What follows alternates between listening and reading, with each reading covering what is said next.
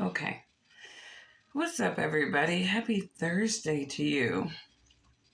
I've been pondering upon some things, and I always do that. And, I see people, like I said, they're on different echo chambers, bandwagons of thoughts and idealisms. And, it's really not my job to make somebody believe something, and or overly convince somebody of something. I just lay out the case of my beliefs and I let people make their own decisions. And I don't, advocate for people believing me without doing any type of self reflection and research on their own.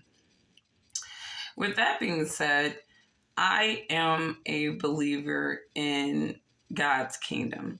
And I believe that only God's kingdom is going to be able to bring about true peace on earth. And if you notice, I have a list. But with that being said, we contend in Satan's world, and obviously this is a world full of manipulations. And no matter what country or nation that you live in, we're really contending with a lot of demonic forces. We see faces of men executing a lot of what we see in the world today, but a lot of that, a lot of this playing out is truly inspirations of fallen angels, demonic forces. And we find ourselves as people in societies having to choose the best of the worst demons to lead us to destruction. Because, the prophet Jeremiah, he talks about mankind and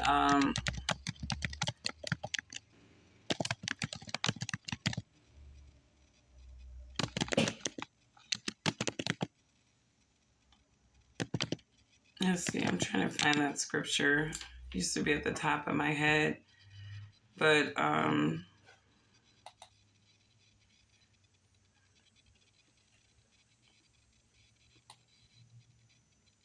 and maybe I'm misquoting, I'm sorry, Ecclesiastes 8:9.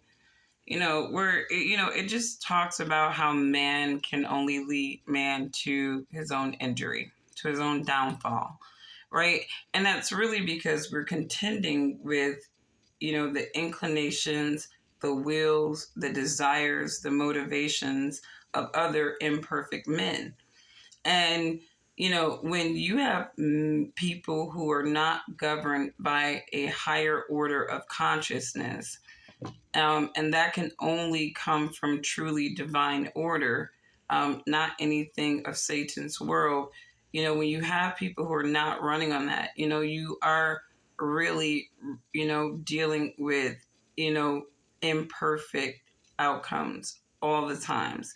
No matter what they are on the bandwagon of talking about, you're still dealing with imperfect outcomes.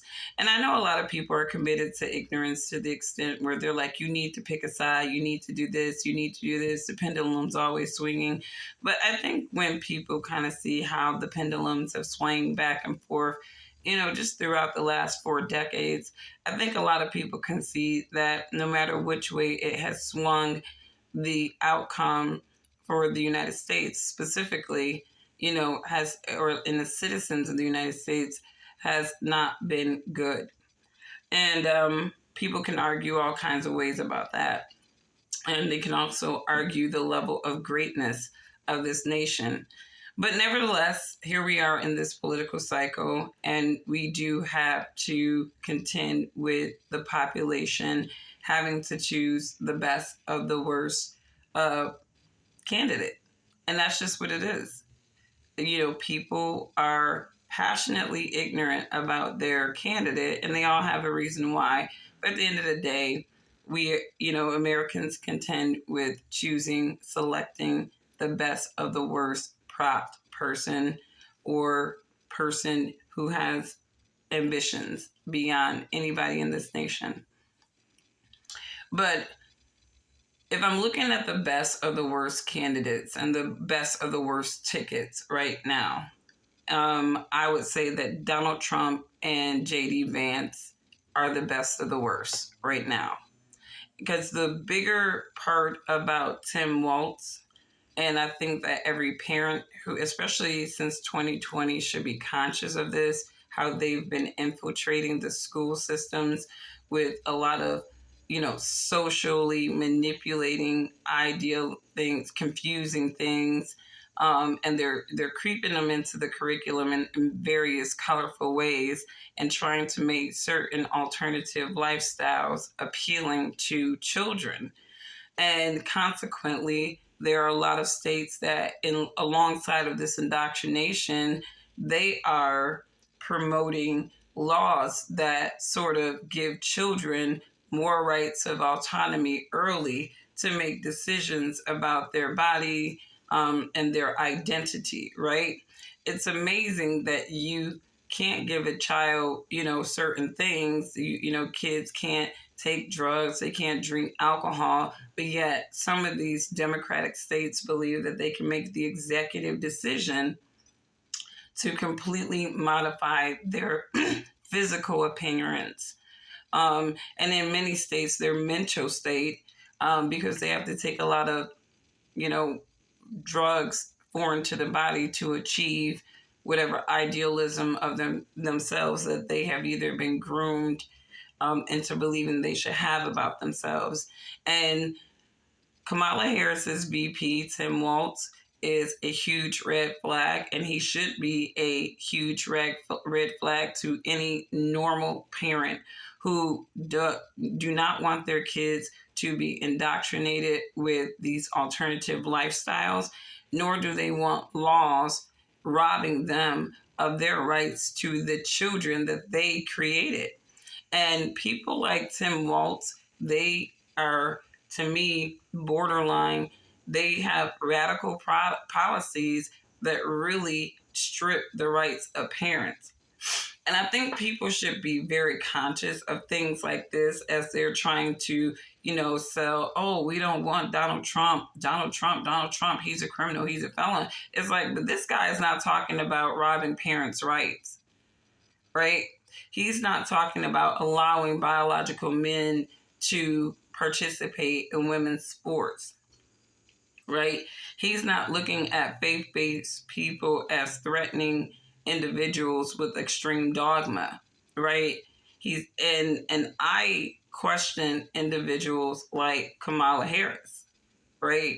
And even somebody like her chosen VP, who, to me, they support very radical policies that if you go over in Europe and you look at how their little trans thing panned out over there, because they pretty much launched it over there in Australia, you have a lot of pediatricians, you have a lot of doctors, you have a lot of activists now over in the UK talking about how they need to pump the brake on some of these, solutions for these groomed children, because a lot of them are, even after this whole process, many of them are more depressed and even more, prone to delete themselves than they were before. So, they make these extreme arguments about why, people should have access to X, Y, and Z. But my whole thing is, if these people are grooming their kids into these alternative, a lot of times psychologically damaging lifestyle, that should be their business. But the problem with the Democratic establishment and the education system is they believe that these alternative lifestyles should be fused into the core curriculum. And so I think that as parents are thinking about, just the last 4 years and the conversations that have happened, and even some of the hyper promotional things to our children to push them to normalize alternative lifestyles that supposedly are natural, right? But if it's natural, why do you need to promote it? Why do you need to, confuse kids about it, right? And to me, children are so vulnerable. And I've said this before, when they're young, they're exploring, right? And if a child ends up, being gay, that's on their own thing, right? They don't need an adult. They don't need a school system. They don't need laws to help them on their journey of gayness, right? Most gay people didn't need that in order for them to have some sense of identity of who they would choose to love, right? And they definitely don't wear their sexuality on their sleeves, as a lot of these Gen Zers are being encouraged to do. Because at the end of the day, as much as people want to make everything public, right? There are still some things that should be private. There's still some things that people just don't care about at the end of the day, right? And that's the whole thing. And it was interesting. I was reading, I was looking at some, I'm one of those people, I like to explore all kinds of ideological thought, and I am more of a disciple of Christ. But I do explore all sides because sometimes I need to know what the demons are saying. And I was looking at this young lady talking about a video on Satanism and one of all the little rules and ideas of Satanism. And one of them is like, don't tell people your problems unless you are sure they will care. And I'm like, that's pretty interesting, right? Because even the Satanists realize that some things need to be kept to yourself and not shared with everybody. So I don't even know what kind of demons these people are really. It's interesting, and I think that when it comes to belief systems and even the spiritual realm and the fleshly realm, there's always levels to it all. There's always levels to it all. So I just say that to say that I think that Kamala Harris and her VP pick, Tim Walz, they are red flags for parents. And if you are a parent that cares about your child, I think that you should really be diving into the policies that Kamala Harris and Tim Walz support. Because, I feel like a lot of this, gender identity, antichrist type of thing is really just to bring us into a new era of control. And my whole thing is, the lesser of two evils is the one that's not talking about parents, losing control and power over their children because of ideological, issues that historically have been attributed to mental health. And now the Democratic order is trying to normalize it. So people need to think about that. To me, I don't care what somebody looks like, right? If you're talking stupid and reckless, and if I perceive you to be a threat to my family in any way, economically or in terms of the laws that you try to institute to usurp my household, excuse me, I'm not even, you do not have my support. I don't even know what you're talking about. So people really need to dive into the policies, get over the politics, and really dive into the policies, because some of these people are talking reckless. And, to me, think about what is most important to you, and you make the decision that is best suiting for you, your economic situation, and your family structure or your individual structure.